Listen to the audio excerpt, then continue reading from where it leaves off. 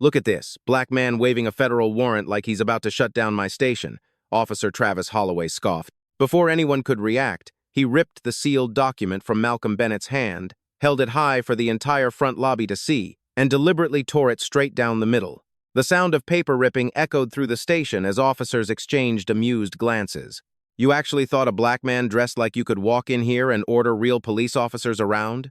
Travis mocked, tearing the warrant again before letting the shredded pieces drift onto the polished floor. The only thing you're qualified to do is walk right back out that door. He stepped closer until they were only inches apart, then jabbed a finger into Malcolm's chest. Go ahead, he sneered. Call whoever you think is coming.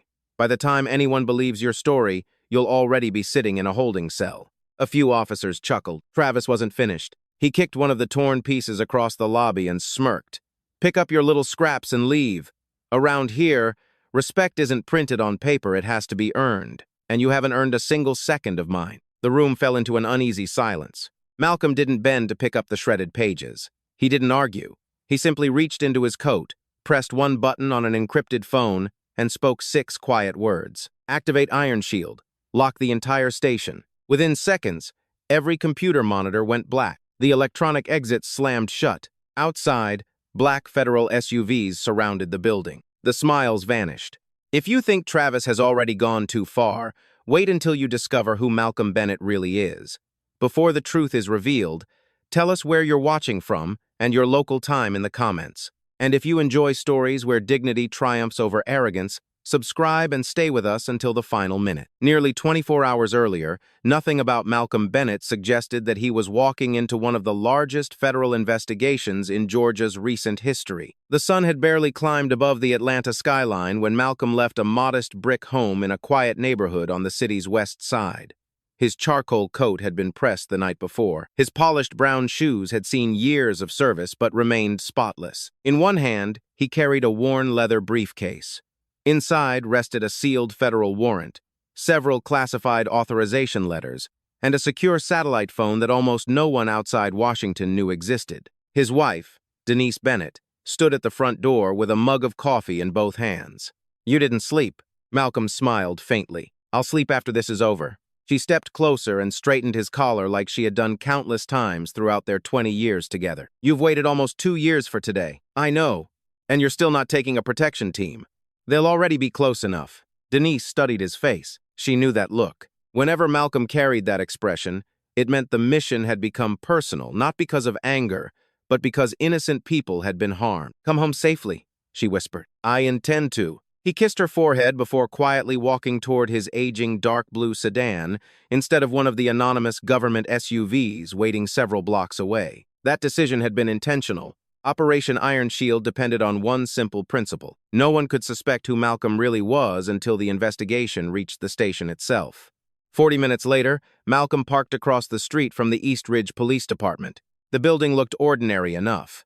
Patrol cars lined the parking lot. Officers laughed beside the entrance while finishing cups of coffee. A city maintenance worker swept fallen leaves from the sidewalk. Nothing suggested the department was under secret federal investigation. Yet Malcolm had read thousands of pages proving otherwise. Missing evidence, altered arrest reports, destroyed body camera footage, illegal seizures, bribes disguised as confidential informant payments.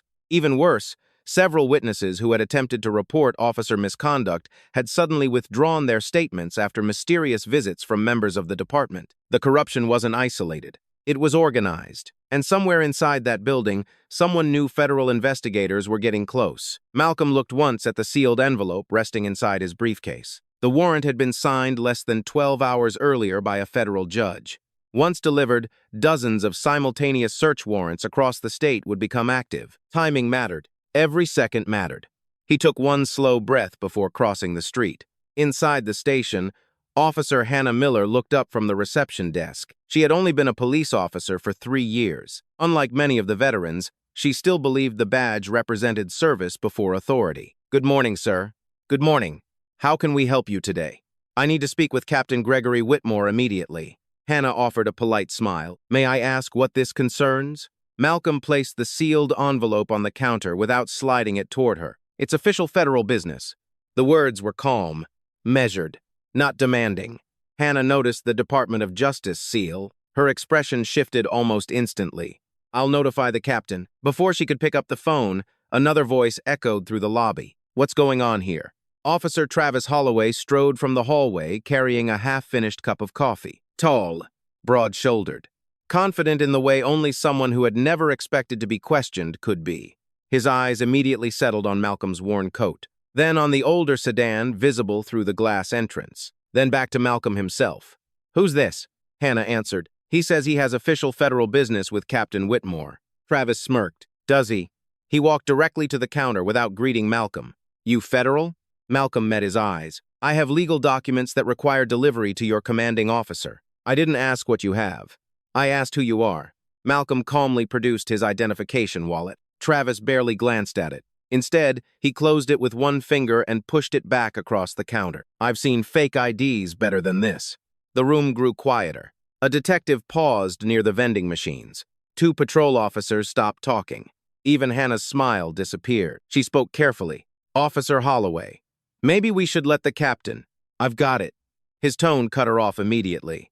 Malcolm remained perfectly still. I am requesting that Captain Whitmore receive these documents immediately. You don't make requests in my station. I believe federal law says otherwise. That sentence landed harder than Malcolm intended. Several officers exchanged uncomfortable looks. Travis's jaw tightened. You believe wrong. He leaned both hands onto the counter. You know what I believe? Malcolm said nothing. I believe people show up here every week pretending to be somebody important. His smile widened. And today, he slowly looked Malcolm up and down. Looks like it's your turn. The lobby had become almost completely silent. Some officers looked amused. Others looked uneasy. Hannah could feel something slipping in the atmosphere. She couldn't explain why. Everything about Malcolm's composure felt different from the angry citizens she dealt with every day. He wasn't nervous. He wasn't trying to impress anyone. He looked like a man patiently waiting for another person to make a very expensive mistake. And Travis Holloway was only beginning. Officer Travis Holloway stared at Malcolm Bennett across the reception counter, waiting for him to react. Most people did. That was what Travis enjoyed most. He enjoyed watching uncertainty appear on someone's face when he raised his voice. He enjoyed seeing people hesitate when he reminded them that he wore a badge. For years, he had confused authority with superiority. But Malcolm did not move. He simply stood there, hands relaxed at his sides, looking at Travis as if he were waiting for a child to finish a tantrum. That calmness irritated him more than an argument would have. You know what your problem is? Travis said. Malcolm remained silent. You walked into a police station thinking a piece of paper makes you important. He tapped the sealed envelope with one finger. People like you always think a title or a document changes everything. Hannah Miller glanced toward Travis. Officer Holloway, the seal is from the Department of Justice. Maybe Captain Whitmore should review it before. Travis turned sharply. Did I ask for your opinion? The young officer immediately stopped speaking. Malcolm noticed. Not because Hannah was afraid of Travis, because she was disappointed. She had seen this before. A person with power using it to silence someone else. Malcolm slowly picked up the envelope. I will wait for Captain Whitmore, but I will not leave with these documents. Travis laughed. You think you're giving orders? No. Malcolm looked directly at him. I'm informing you of the law. The small smile disappeared from Travis's face. Behind him, two officers exchanged nervous glances. Everyone in the room felt the tension changing. Travis stepped around the counter. You know, I deal with people like you every day. Malcolm raised an eyebrow. People like me? Travis smiled. People who show up angry because they think the world owes them something. The statement hung in the air. Hannah looked uncomfortable. One of the detectives near the hallway quietly looked away. But Travis continued. I don't care if you have some fancy-looking document. Anyone can print a seal. Anyone can wear a nice watch. Anyone can pretend. He pointed toward Malcolm's briefcase. What I care about is knowing why some stranger walks into my station demanding to see my captain. Malcolm's voice stayed calm. Because your captain is legally required to receive this information. And if I say no, then you are obstructing a federal investigation. For a second, nobody spoke. Then Travis laughed, a loud, exaggerated laugh that echoed through the lobby. Federal investigation? He looked around at the other officers. Did everyone hear that? Nobody answered. Travis walked closer. A man walks in here wearing an old coat, carrying a beat-up briefcase, and suddenly he's investigating us. He shook his head. That's impressive. Malcolm said nothing. That silence made Travis even more aggressive. You know what happens when people pretend to have authority they don't have? He reached toward Malcolm's briefcase. Hannah immediately stepped forward. Officer Holloway, don't. Travis stopped and looked at her. Are you protecting him? No, I'm saying we should follow procedure. Procedura? He laughed again. Procedure is knowing who belongs and who doesn't. The words made the entire lobby uncomfortable. Malcolm's expression changed slightly. Not anger, recognition. He had heard those words before. Not from one person, from entire systems that forgot the purpose of the law. He slowly reached into his coat and removed his official identification. This time, he held it open. Officer Holloway, you have one final opportunity to contact Captain Whitmore. Travis looked down, then up. Instead of checking the identification carefully, he pushed it away. You really don't understand, do you? Malcolm watched him. Understand what? That this is my station. Travis grabbed the sealed envelope. The movement was quick. Deliberate. Several officers immediately noticed. Give that back, Hannah said. Travis ignored her. He held the envelope in the air. Let's see what makes this so important. Malcolm's voice became slightly firmer. Officer Holloway. But Travis was already tearing open the seal. The sound of paper ripping through the protective sleeve filled the lobby. Everyone froze. Even Travis's own partner looked surprised. You can't do that, Hannah whispered. Travis smiled. Watch me. He pulled out the document. The federal seal was clearly visible. The judge's signature, the authorization codes, everything. And then, with everyone watching, Travis slowly folded it. Once, twice. Before Malcolm could reach him, Travis ripped the warrant down the center. A gasp moved through the room. He wasn't finished. He tore it again. And again. The pieces fell onto the polished floor. There, Travis said. He looked around proudly. Problem solved. Malcolm stared at the destroyed document. Not with panic. Not with fear. With disappointment. Travis noticed. What's wrong? Malcolm slowly looked up. You have no idea what you just did. Travis stepped closer. I know exactly what I did. He smiled. I stopped a fake. Then Malcolm reached into his coat and removed his encrypted phone. Travis watched suspiciously. What are you doing? Malcolm pressed a single button. The entire room went quiet. Because every person there could see something Travis couldn't. Malcolm wasn't calling for help. He was activating something that had been waiting for this exact moment. Malcolm Bennett pressed the button on his encrypted phone. For a moment, nothing happened. No alarms. No shouting. No dramatic reaction. Just silence, and that silence made Officer Travis Holloway more confident. He looked around the lobby, expecting to see fear on Malcolm's face. Instead, Malcolm simply placed the phone back inside his coat. Travis laughed. That's it?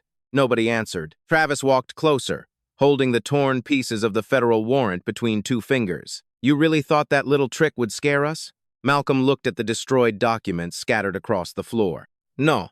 His voice was calm. I knew exactly what would happen. That answer bothered Travis. What does that mean? It means you made your decision. Travis shook his head. You people always do this.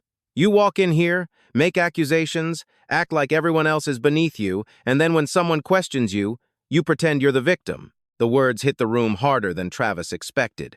Not because Malcolm reacted. Because he didn't. Several officers watched carefully. They had expected anger. They had expected Malcolm to shout. They had expected a confrontation. But Malcolm only stood there, quietly observing everything. The cameras, the officers, the exits, the people who looked uncomfortable, the people who looked entertained.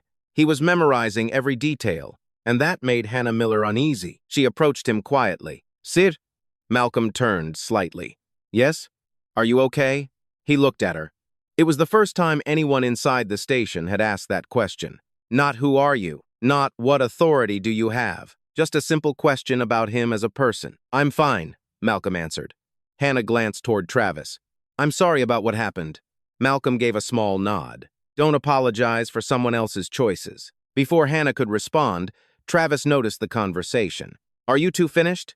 His voice was sharper now. He pointed toward the entrance. Because this is where you leave. Malcolm didn't move. Officer Holloway, I am informing you that your actions have been recorded. That statement changed the mood. Travis's expression tightened. Recorded? Malcolm looked toward the ceiling, at the small camera above the reception desk, then toward the body cameras attached to several officers' uniform. Yes. A few officers immediately touched their equipment. Travis looked around, then laughed. You think cameras scare me? No. Malcolm paused. They protect the truth. That sentence irritated Travis, because deep down, he knew Malcolm was right. But admitting it would mean admitting he had crossed a line, and people like Travis rarely admitted mistakes. Instead, they attacked harder. He stepped closer. You know what I think? Malcolm remained silent. I think you're just another person who believes rules don't apply to him. Travis leaned forward. You walked into my station, refused to explain yourself, threatened my officers with legal language, and now you're standing here acting superior. Malcolm looked at him. You destroyed a federal warrant. Travis smiled. And? The room became silent again. Do you understand what that means? Travis shrugged. It means I tore up a piece of paper. No. Malcolm's voice lowered. It means you interfered with a federal operation. The confidence on Travis's face faded for a brief moment. Only a moment. Then it returned. You keep saying federal like it changes everything. It does. No. Travis shook his head. What changes everything is who people believe. He pointed around the station. Everyone here knows me. Then he pointed at Malcolm. No one knows you. That was the mistake. Because Malcolm had spent his entire career understanding something important. People often trusted familiarity over truth, and corrupt people used that weakness. Travis turned toward the other officers. Someone escorted him out. Nobody moved. His smile disappeared. I said escort him out. Still nothing. Officer Carlos Ramirez, who had been standing near the hallway, looked uncomfortable. Officer Holloway. What? Maybe we should wait for Captain Whitmore. Travis stared at him. Are you questioning me too? Carlos looked away. No. Good. Travis turned back. You all need to remember who runs this station. But before he could continue, every computer monitor behind the front desk flickered. Once. Twice. Then went completely black. The entire lobby froze. Hannah looked at her screen. What happened? The dispatcher, Megan Foster, rushed from her desk. My system just disconnected. Travis looked around. Restart it. Megan tried. Nothing. She pressed another key. Nothing. Then every phone in the station rang at the exact same time. The sound echoed through the building, one after another. A dozen phones, then 2 dozen. Nobody moved. Nobody wanted to be the first person to answer. Malcolm simply watched. Travis looked at him. What did you do? Malcolm didn't respond. Travis stepped forward. I asked you a question. Malcolm calmly replied. I didn't do anything. A pause. Your own actions started this. At that moment, the main entrance doors locked automatically. A loud mechanical click echoed through the lobby. Everyone turned. The security lights changed. The station's emergency system had activated. Megan stared at her monitor as one message appeared across the black screen. Federal security protocol initiated. Her face turned pale. Officer Holloway. What? She swallowed. The building has been placed under federal lockdown. For the first time that morning, Travis had no response, because he finally understood. Malcolm Bennett had never been trying to prove who he was. He had been giving Travis one last chance to stop, and Travis had refused. Outside the station, the first black SUV turned onto the street. Then another. Then another. Malcolm looked toward the glass doors. His expression remained calm, but everyone else inside felt something they had never felt before. Fear. Because whoever was coming wasn't arriving to negotiate. They were coming because someone inside had just crossed a line that could not be uncrossed. The first black SUV stopped directly in front of the East Ridge Police Department. For several seconds, nobody inside the station moved. The officers standing near the windows watched as the vehicle doors opened one after another. Men and women stepped out wearing dark federal jackets. No panic, no hesitation, only purpose. The second SUV arrived. Then the third. Within less than a minute, the entire front entrance was surrounded. Officer Travis Holloway stared through the glass doors, trying to understand what he was seeing. This is ridiculous, he muttered. Nobody answered. Even the officers who had laughed earlier were now silent. The atmosphere inside the station had completely changed. A few minutes ago, Travis had been standing in the center of the lobby with confidence. Now he was standing there holding pieces of a destroyed federal warrant, and everyone knew those pieces were evidence. Hannah Miller watched Malcolm Bennett carefully. She expected him to look satisfied. She expected him to smile, but he didn't. He simply watched the people outside approach the building, like he had seen this moment coming long before anyone else. The main doors remained locked. Then a voice came through the station intercom. East Ridge Police Department. This is Special Agent Renee Washington with the Federal Bureau of Investigation.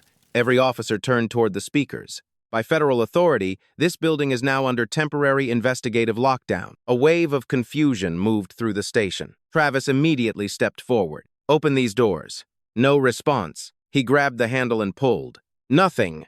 His face changed. Open the doors now. Still nothing. The sound of his own voice echoed back at him. For the first time, his authority meant nothing. Special Agent Renee Washington continued. All personnel inside the building are instructed to remain where they are. Do not access computers, remove files, or contact outside parties unless authorized by federal investigators. Several officers exchanged worried looks. Travis turned around. Nobody move.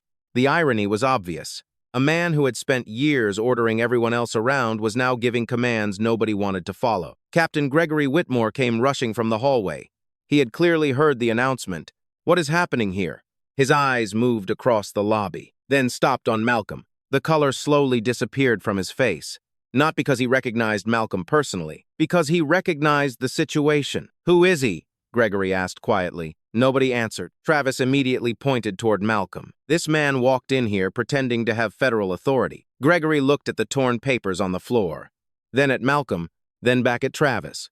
What did you do? The question surprised everyone, especially Travis. What do you mean? What did I do? Gregory lowered his voice. Where is the original document? Travis looked confused. I destroyed it. The room went completely silent. Gregory stared at him. You destroyed it? It was fake. Did you verify that? Travis hesitated, only for a second. But everyone noticed. Malcolm finally spoke. Captain Whitmore. Gregory looked at him. Yes, your officer destroyed a federal warrant after refusing multiple opportunities to verify its authenticity. Gregory swallowed. Malcolm continued. He also prevented delivery of legal documents, threatened a federal investigator, and attempted to remove him from the building. Travis laughed nervously. Federal investigator? He looked around. You're still believing this? Malcolm didn't answer. Instead, he looked toward the entrance. The doors unlocked. The moment they opened, Special Agent Renee Washington entered with a team of federal agents behind her. She walked directly toward Malcolm.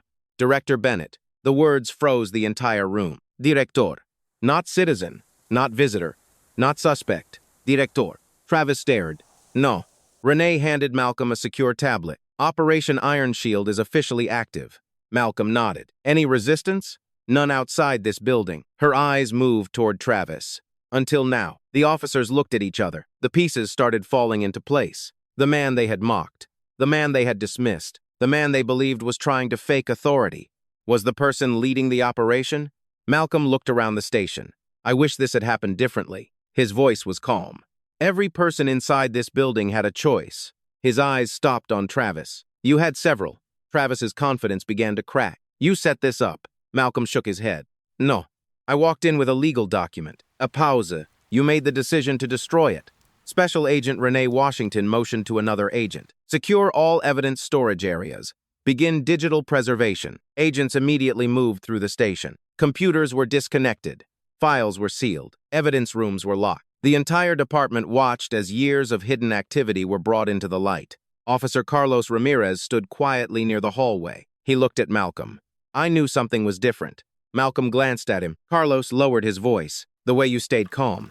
Malcolm gave a small nod. Anger is easy. He looked toward the officers watching.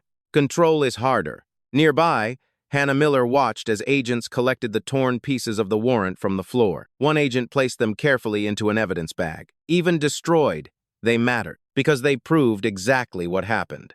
Travis saw the evidence bag. His expression changed. Wait. Everyone looked at him. I didn't know. Nobody spoke. I didn't know it was real. Malcolm looked at him. That's why the law gives people time to verify. His voice became firmer. You didn't make a mistake, Officer Holloway. You made a choice. The words hit harder than any accusation, because Travis knew there was truth in them. Then another federal agent approached Renee. Agent Washington. She turned. We found something in the captain's office. What? The agent handed her a folder. Her expression changed immediately. Malcolm noticed. What is it? The agent looked at him. Evidence connected to the investigation. The room became silent again, because everyone understood something important. Travis Holloway had not destroyed a warrant. He had accidentally exposed something much bigger, and Malcolm Bennett was about to uncover just how deep the corruption inside East Ridge Police Department really went. The folder placed in Special Agent Renee Washington's hands was heavier than it looked, not because of the paper inside, because of what those documents represented. For nearly 2 years, federal investigators had followed a trail of missing evidence, altered reports, and unexplained failures inside the East Ridge Police Department. But now, standing in the middle of the station, they had found something they never expected to uncover this quickly. A direct connection. Captain Gregory Whitmore watched nervously as Renee opened the folder. What is that? He asked.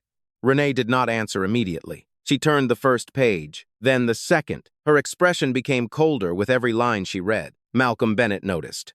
"What did you find?" Renee handed him one document. Malcolm scanned it carefully. His eyes moved across the page. A payment record. Confidential informant funds, except the names listed as recipients did not match any registered informants. The money had been transferred through several private accounts before disappearing. Malcolm looked up. "This isn't just misconduct." Renee nodded. "No." Her voice lowered. "This is organized." The room became quiet. Even the officers who had nothing to do with the corruption felt the weight of those words. Organized. That meant someone had planned this. Someone had protected it. Someone had made sure nobody inside the department spoke. Malcolm looked toward Captain Whitmore. "How long has this been happening?" Gregory avoided his eyes. "I don't know." Malcolm studied him. "That answer depends on whether you truly don't know." A pause. "Or whether you don't want to know." Gregory's face tightened. Before he could respond, agents entered his office carrying sealed evidence boxes. One of them spoke. "Director Bennett, we found hidden storage inside the captain's filing cabinet." The room froze. Gregory immediately reacted. "That's impossible." The agent looked at him. "Why would you know what we would find?" The question landed heavily. Gregory opened his mouth, then stopped. For the first time, his confidence disappeared. Nearby, Travis Holloway watched everything unfold. The arrogance that had filled his face earlier was gone. He looked at Malcolm differently now, not with respect, with fear, because he finally understood something. Malcolm had not walked into the station looking for power. He had walked in carrying evidence, and Travis had helped expose himself. "You planned this," Travis said quietly. Malcolm turned toward him. "No." Travis shook his head. "You knew what would happen. I knew the law would respond. You knew someone would come." Malcolm looked at him. "Because I trusted the process." Travis laughed weakly. "The process?" He looked around at the agents searching the station. "You're telling me this is about justice?" Malcolm's expression remained calm. "Yes." Travis looked away. For a moment, he seemed like he wanted to say something. An apology. An explanation. Anything. But pride stopped him. That was the same pride that had made him tear the warrant apart. The same pride that had convinced him he could decide who belonged and who did not. Across the room, Officer Hannah Miller watched the evidence collection. She quietly approached Malcolm. "Director Bennett." He turned. "I need to tell you something." Malcolm waited. Hannah glanced toward Travis and the other officers. "I've seen things here." Her voice became quieter. "Reports changed after arrests. Complaints disappeared. People who came here for help left scared." Malcolm listened carefully. "Why didn't you report it?" Hannah looked down. "Because I was new." A pause. "And because I thought nobody would believe me." Those words stayed with Malcolm, because he understood. Corruption survived because people believed silence was safer than truth. "You did the right thing by speaking now," Malcolm said. Hannah nodded. But before she could respond, another agent approached with a tablet. "Director Bennett, we recovered deleted files from the station server." Malcolm looked at the screen. "What kind of files?"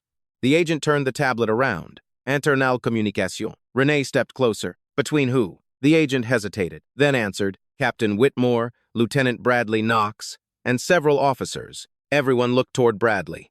The lieutenant had been silent since the lockdown began. Now every eye was on him. Bradley slowly stepped backward. "Wait."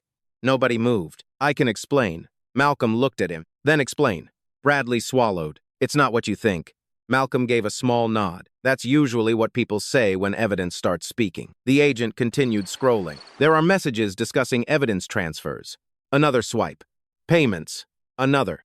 "Names of witnesses." The air inside the station became heavier, because this was no longer about one officer losing his temper. It was about a system that had been manipulated. Malcolm looked at the screen, then at the officers standing around him. "How many people were affected?" The agent checked the data. "We're still counting." That answer disturbed everyone, not because it was surprising, because it meant the damage was bigger than anyone imagined. Then Renee received another notification. She read it silently. Her face changed. Malcolm noticed immediately. "What happened?" Renee looked at him. "We found the person who approved the evidence deletions." "Who?"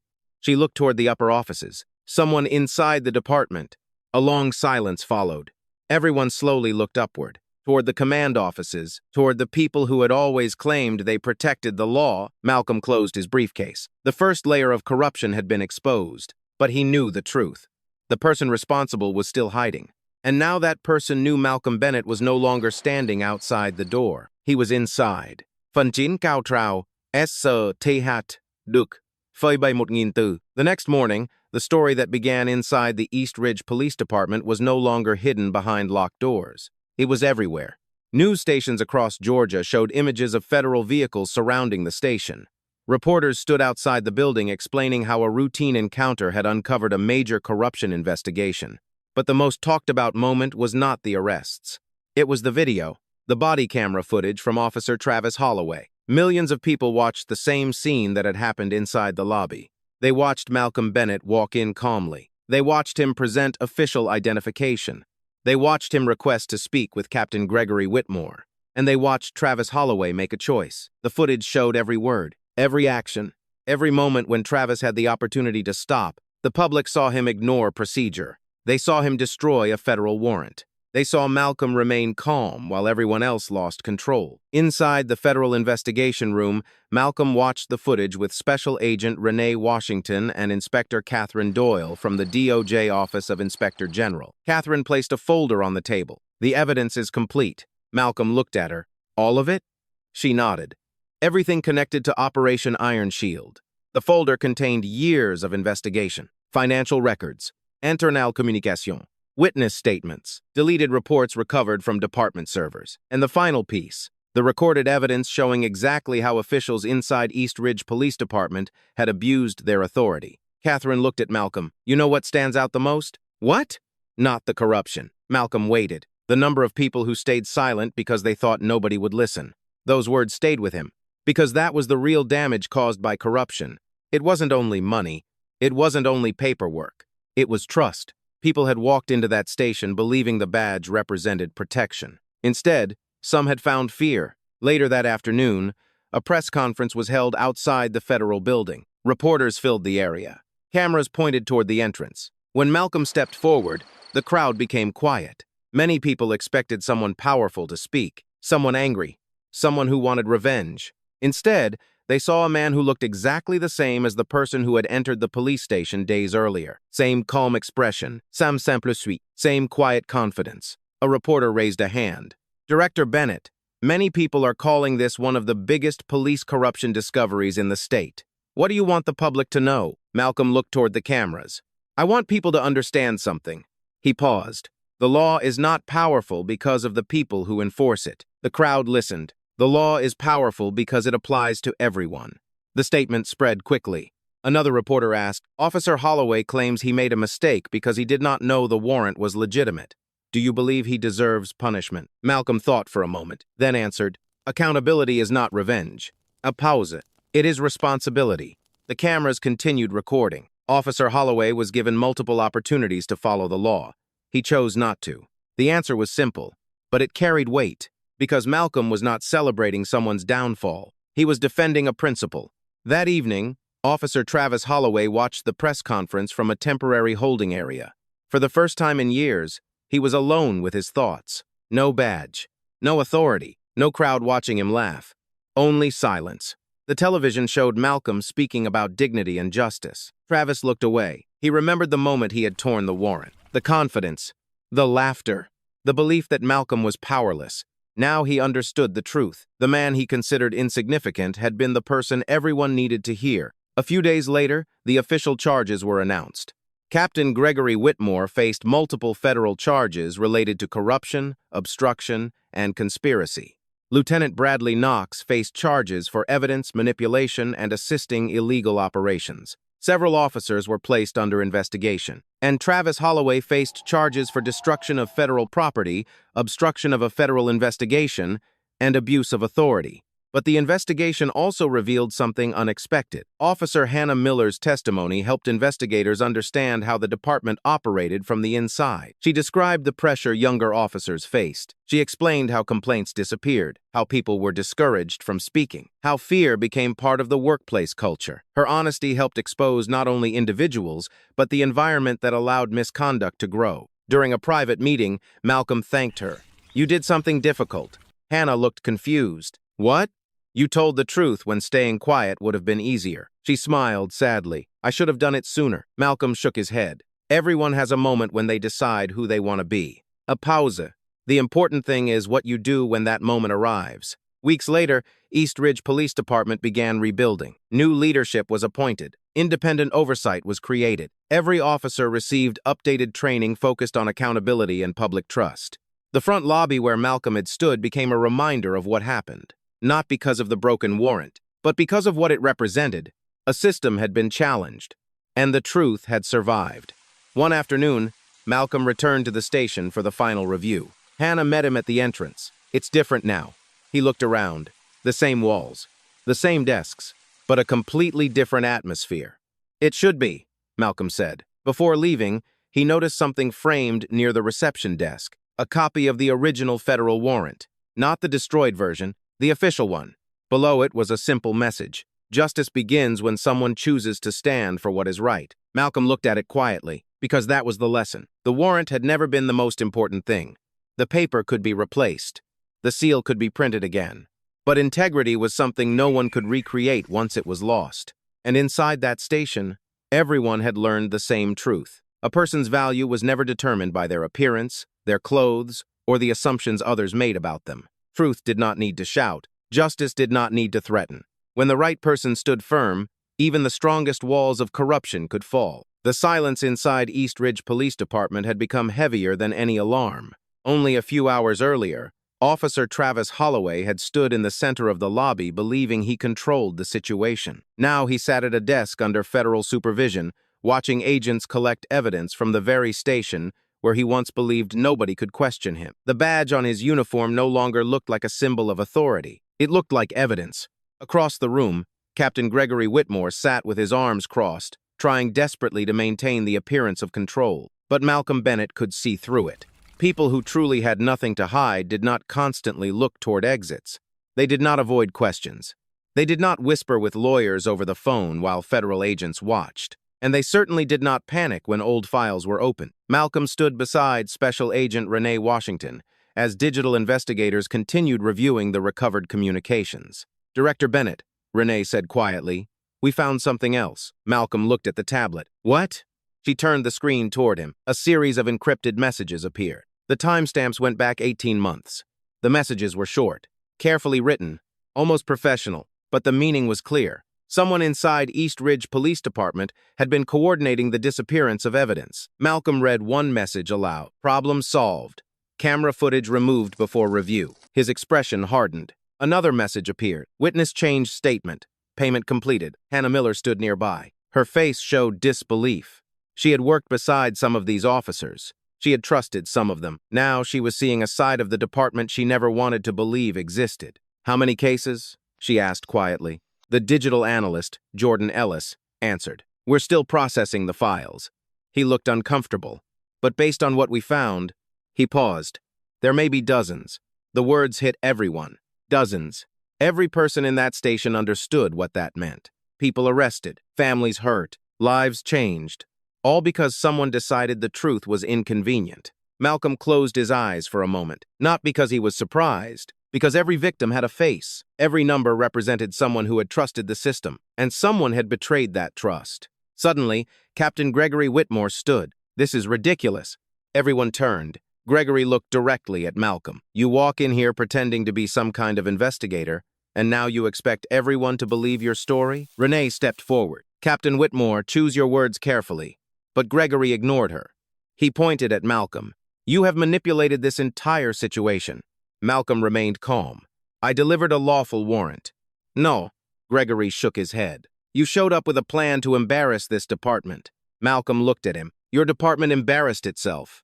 The answer was simple, but it hit harder than an argument. Gregory's face turned red. "You think you're better than us?" "No," Malcolm replied. "I think the law applies equally to everyone." For a moment, nobody spoke. Then Travis suddenly laughed from across the room. Everyone looked at him. "What is funny?" Renee asked. Travis leaned back. "You all think this is over?" His confidence returned slightly. "You think finding some messages means you understand everything?"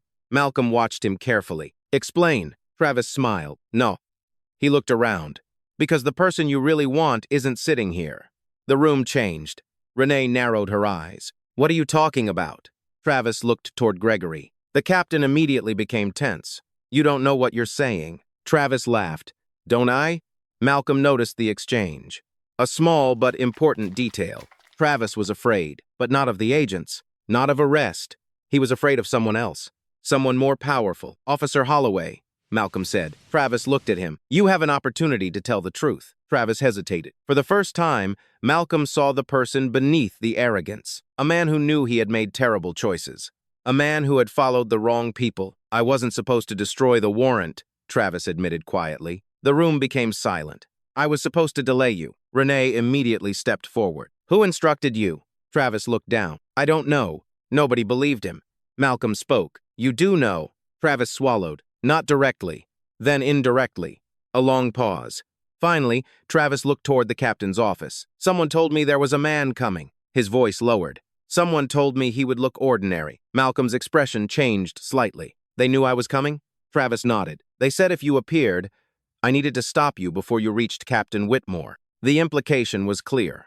Someone had known about the investigation. Someone had been watching. Someone had prepared a defense. Renee immediately turned to the agents. Check all communication logs before lockdown. Jordan began typing. Seconds later, his face changed. Director Bennett. Everyone looked at him. What did you find? Jordan slowly turned the monitor. There was an outgoing message sent 20 minutes before you arrived. Malcolm looked at the screen. The sender identification was hidden, but the message was visible. The federal man is here. Stop him before he opens the files. The station became completely silent, because the truth was now undeniable. This had never been about one arrogant officer. Travis Holloway was only the person standing at the door. Someone else had been waiting behind it. Malcolm looked toward Captain Gregory Whitmore. The captain's face had lost all color. Captain, Malcolm said quietly, we're done looking at the people who followed orders. He stepped closer.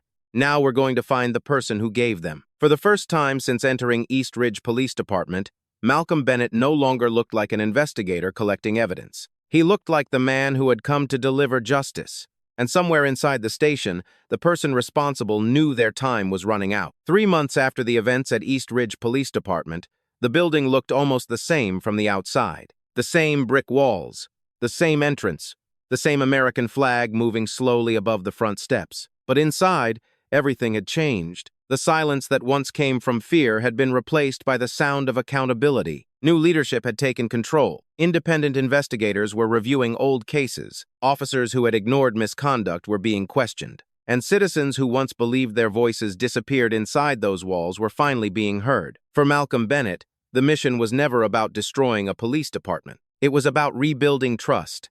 On a cold Monday morning, Malcolm returned to East Ridge Police Department for the final review meeting of Operation Iron Shield. He walked through the same lobby where Travis Holloway had torn apart the federal warrant, the same floor where pieces of that document had fallen, the same place where some people had laughed. But now, there was no laughter, only reflection. Officer Hannah Miller stood behind the reception desk. When she saw Malcolm, she smiled. Director Bennett. Malcolm nodded. Hannah. She looked around the lobby. It's hard to believe how much changed. Malcolm looked at the officers working quietly. Change is difficult. He paused, but necessary. Hannah thought about the first day they met. She remembered Malcolm standing there while everyone questioned him. She remembered how easily people had judged him. The coat, the briefcase, the car. They had seen those things before seeing the person. Can I ask you something? Of course. How did you stay calm? Malcolm looked at her. When someone tries to take away your dignity, the easiest thing is to give them your anger. He paused. But anger can cloud your judgment. Hannah listened carefully. The strongest response is sometimes showing that they never had control over who you are. Those words stayed with her, because she understood now. Travis Holloway believed he had power because he could make someone feel small. But Malcolm proved that real strength came from refusing to become smaller. Across the city, the legal consequences continued. Captain Gregory Whitmore accepted a plea agreement after investigators presented overwhelming evidence connecting him to years of corruption. Lieutenant Bradley Knox faced charges for assisting evidence, manipulation, and protecting officers involved in misconduct. Several former officers lost their positions. Some faced criminal prosecution. Others were permanently removed from law enforcement. But the case that received the most public attention remained Officer Travis Holloway, the man who had started everything with a torn piece of paper. During his hearing, Travis stood quietly. No confident smile, no arrogant comments, no belief that his badge could protect him. The judge reviewed the evidence. The body camera footage, the witness statements, the federal investigation records. Then came the moment everyone remembered. The moment he had destroyed the warrant, The judge looked at Travis. Officer Holloway, authority is not a weapon to use against people who appear less powerful than you. The courtroom remained silent. A badge does not give someone permission to ignore the law. Travis lowered his head. For the first time, he understood what Malcolm had tried to tell him. He had not lost everything because of one piece of paper. He had lost everything because of the choices he made when he believed nobody could stop him. Months later, Malcolm visited a community center on the south side of Atlanta. The center had been created to help residents understand their legal rights and communicate with local officials. It was one of the many reforms that followed Operation Iron Shield. Young people gathered around him, asking questions. One teenager raised his hand. "Mr. Bennett, were you scared when that officer destroyed your warrant?" Malcolm smiled. "Yes." The teenager looked surprised. "You were?" "Of course." The room became quiet. Being brave doesn't mean you never feel fear. He looked at the students. It means you choose what is right, even when fear is present. Another student asked, "Why didn't you tell everyone who you were right away?"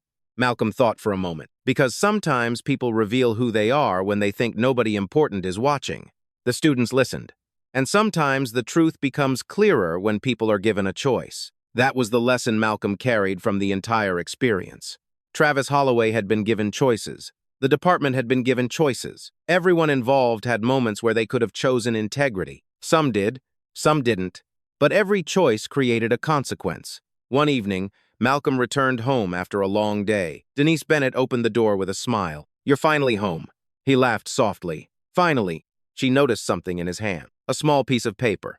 "What is that?" Malcolm looked down. It was one of the original fragments from the destroyed warrant. Not evidence, not something valuable in court, just a reminder. "I kept this because I don't want to forget." Denise looked at it. "Forget what?" Malcolm smiled. "That justice is fragile." He placed the piece of paper on his desk. People think justice is protected by buildings, titles, and uniforms. He looked out the window. But really, it's protected by people who choose to defend it. Denise held his hand. "And you chose." Malcolm nodded. "So did others." Because that was the truth. The story was never only about one man.